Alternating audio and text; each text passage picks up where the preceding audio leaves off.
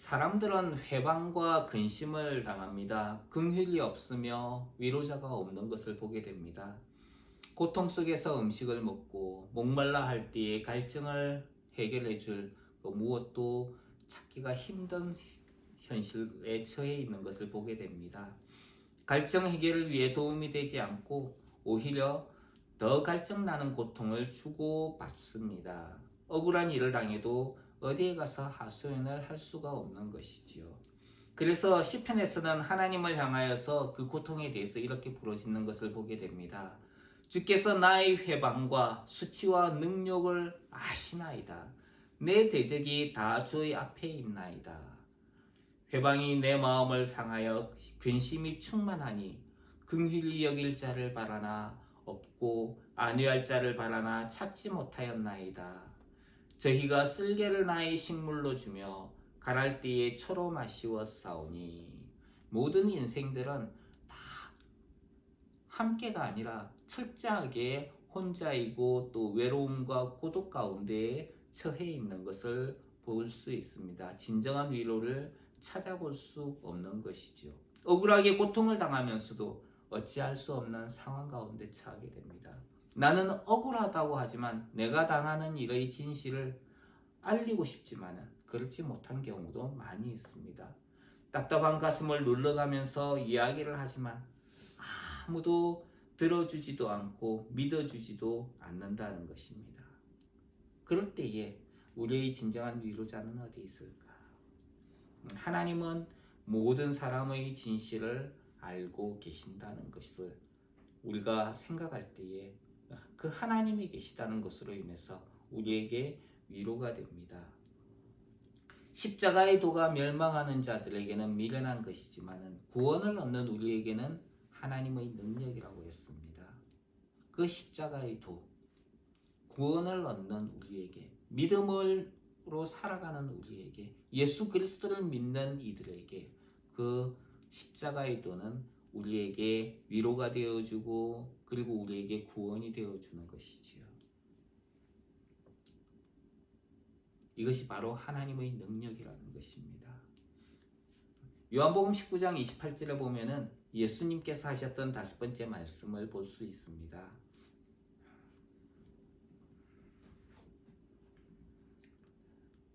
같이 한번 읽겠습니다. 시작. 이후에 예수께서 모든 일이 이미 이룬 줄 아시고 성경으로 응하게 하려 하사 가라사대 내가 목마르다 하시니.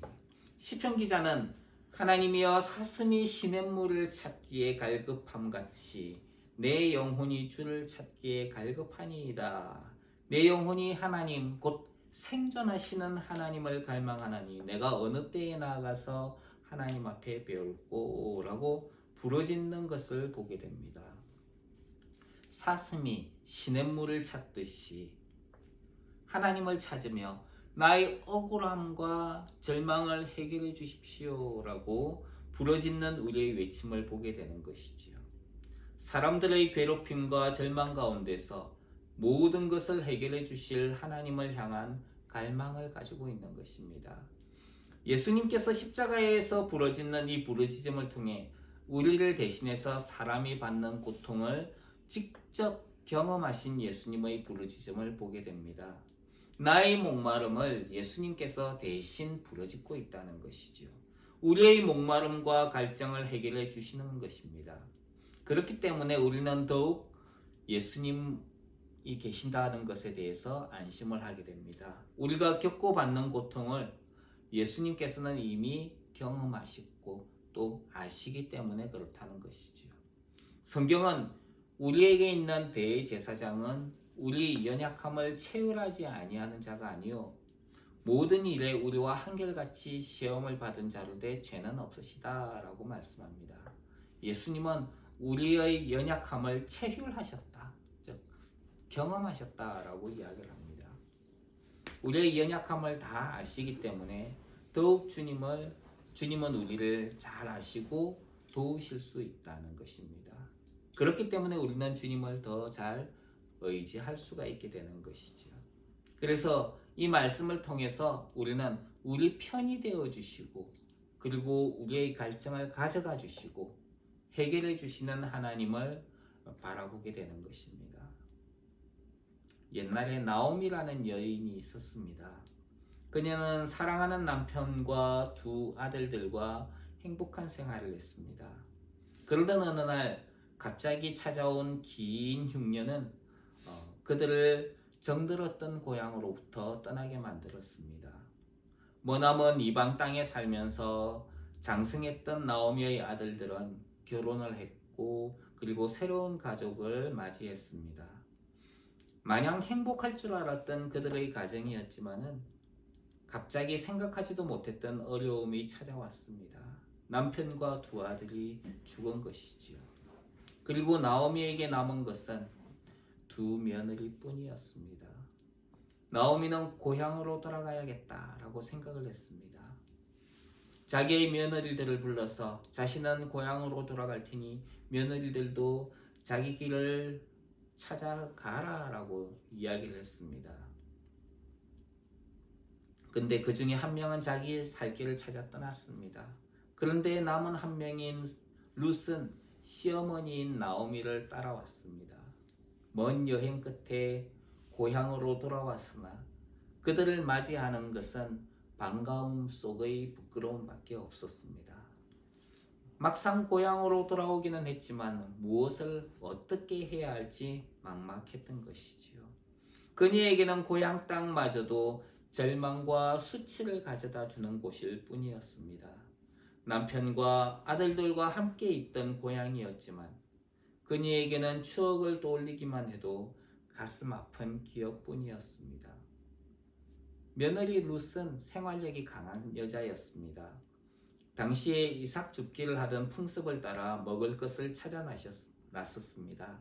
이삭 줍기라는 것은 농사를 짓던 사람들이 나그네와 그리고 가난한 자들을 위해서 열매를 다 거두지 않고 남겨둔 곡식을 주워오는 것이었어요. 하나님의 배려였죠. 고향에서 두문불출하던 나오미는 룻이 가져온 곡식으로 하루하루를 연명할 수밖에 없었습니다. 하나님은 도대체 나오미를 향한 어떤 계획을 가지고 계신 것일까? 가슴 아파하며 눈물로 하루하루를 지내는 나오미의 이런 상황을 하나님은 알고 계신 것일까요? 어느 날 하나님은 룻을 보아스의 땅에 이르게 하셨습니다. 그리고 룻은 자신에게 은혜를 베푸는 보아스로 인해서 감명을 받았습니다. 보아스는 나오미와 룻의 이야기를 알고 있었지요. 귀로만 들었던 룻을 보며 나오미와 룻을 위해서 부끄럽지 않게 곡식을 줄 수 있도록 배려를 했습니다. 룻의 이야기를 들은 나오미는 보아스가 베푼 은혜에 고마워했습니다. 그리고 그가 자신의 가족의 땅을 되찾아 줄 수 있는 유력한 사람인 것을 알고 있었습니다. 나오미는 룻에게 그 사실을 알렸지요. 그리고 보릿타작이 시작이 되는 때에 나오미는 룻을 보아스에게 보내어 함께 지내도록 했습니다. 물론 룻의 입장에서는 인간적인 다급함이 먼저였습니다. 하지만 보아스는 하나님의 사람이었어요. 나오미와 룻의 처지를 아는 보아스는 토지 무르기를 통해서 나오미의 유업을 찾아주었습니다. 그리고 나오미는 보아스와 룻을 통해서 후손을 품에 안을 수 있게 되었습니다. 이 모든 일의 뒤에는 인간적인 열심이나 노력보다도 하나님의 이끄심이 있었던 것을 보게 됩니다. 나오미의 수치를 가리게 하시고 억울함과 가슴 아픈 목마름을 갚아주시는 하나님의 은혜가 있었던 것이지요. 마태복음 5장 6절에서는 의에 줄고 목마른 자는 복이 있나니 저희가 배부를 것이다 라고 말씀하고 있습니다. 십자가는 그 외침을 들으시는 하나님께서 갚아주실 것이다라는 것을 말씀하고 있습니다. 십자가는 우리가 가진 모든 억울함과 절망을 해결해 주시는 하나님께 나아갈 수 있게 하는 하나님의 은혜라는 것을 깨닫게 합니다. 그래서 성경은 우리가 긍휼하심을 받고 때를 따라 돕는 은혜를 받기 위하여 얻기 위하여 은혜의 보좌 앞에 담대히 나아갈 것이니라 이렇게 말씀하고 있습니다. 십자가는 우리를 하나님 앞으로 나아가게 하고 하나님이 우리 편이 되어 주시고 우리의 갈증을 그리고 갈망을 해결해 주신다는 하나님의 은혜라는 것을 알게 됩니다.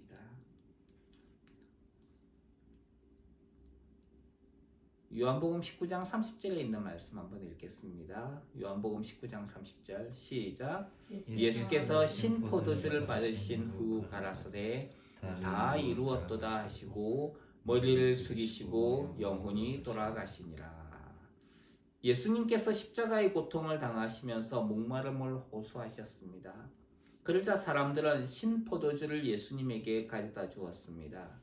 예수님은 신포도주를 받으시고 다 이루었도다 라고 하셨습니다. 예수님께서 하신 사역은 성경에 기록된 예언대로였습니다. 요한이 예수님에게 사람을 보냈습니다. 그리고 물었습니다.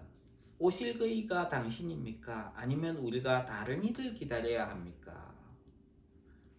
예수님은 구약 성경의 예언을 요한에게 알려주셨습니다. 소경이 보며 안전뱅이가 걸으며 가난한 자에게 복음이 전파된다 하라. 이것은 이미 이사야 선지자가 예언한 그대로였습니다. 성경에 기록된 대로 예수님께서는 행하셨고 또 고난을 받으셨습니다. 예수님은 모든 것을 성경에 기록되어 있는 대로 행하셨습니다. 너희가 성경에서 영생을 얻는 줄 생각하고 성경을 상고하거니와 곧 이 성경이 내게 대하여 증거하는 것이라. 그렇게 예수님은 말씀하셨죠. 자신을 잡으러 왔던 무리들 앞에서 자신을 보호하던 그 제자들을 향해서 이렇게 이야기를 합니다. 내가 만일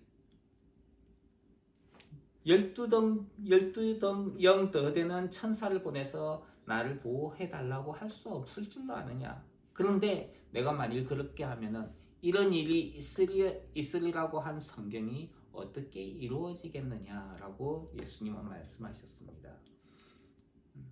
그러면서 성경의 말씀을 이루려고 하시는 예수님의 모습을 보게 됩니다. 부활하신 예수님은 제자들에게 내가 너희와 함께 있을 때에 너희에게 말한 바 곧 모세의 율법과 선지자의 글과 그리고 시편에 나를 가리켜 기록된 모든 것이 이루어져야 되리라 한 말이 이것이라 하시고 이에 저희 마음을 열어 성경을 깨닫게 하시고 이같이 그리스도가 고난을 받고 제3일에 죽은 자 가운데서 살아날 것과 또 그의 이름으로 죄 사함을 얻게 하는 회개가 예루살렘에서부터 시작하여 모든 족속에게 전파될 것이 기록되었다. 너희는 이 모든 일의 증인이다. 이렇게 말씀하셨습니다. 예수님께서 행하신 모든 것은 하나님의 말씀을 이루기 위한 것이었습니다. 말씀과 같이 예수님은 성경의 모든 예언대로 행하시고 또 이루신 분이시죠. 예수님의 말씀은 우리의 삶에 있어서도 중요한 모범이 됩니다. 우리의 삶은 성경 중심의 삶입니다. 무엇 중심의 삶이라고요? 성경 중심의 삶이어야 돼요. 이것을 말씀 중심이라고 하는 건데 우리는 하나님의 말씀에 근거해서 살아야 되는 것이죠. 하나님의 말씀이 우리 믿음의 근거가 되어야 합니다.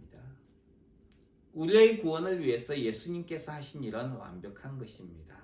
다 이루었도다. 예수님의 사역이 무엇인가가 모자라기 때문에 더 해야 할 필요가 없는 것이지요. 어떤 사람들은 구원을 받기 위해서 내가 무슨 착한 일을 하거나 더 종교적으로 열심히 해야 한다라고 생각합니다. 어떤 사람은 구원을 받기 위해서 교회에서 열심히 봉사를 해야 된다라고 생각합니다. 어떤 사람은 내가 훌륭한 일을 해야 구원을 얻을 수 있을 것이다 라고 생각을 합니다. 이런 사람들은 예수님께서 우리의 구원을 위해서 하신 사역이 뭔가 부족하기 때문에 내가 무엇인가를 더 해야 된다라고 생각을 하는 것이지요. 예수님께서 우리의 구원을 위해 하신 사역은 완전하신 사역입니다. 어떤 사역이라고요? 완전하신 사역. 더 이상 붙일 필요가 없다는 것이죠. 그래서 이미 다 이루신 사역입니다. 그러면 우리가 착하게 사는 필요 없을까요? 교회에서 봉사하는 것은 필요 없을까요?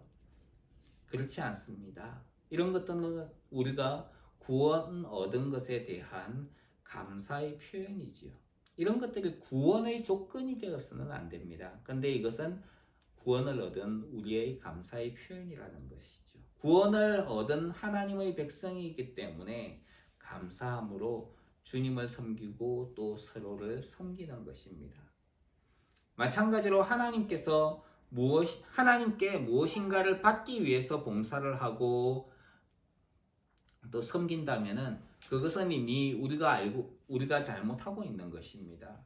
십자가는 우리를 위해 모든 것을 다 완성하신 하나님의 은혜라는 것을 기억해야 합니다.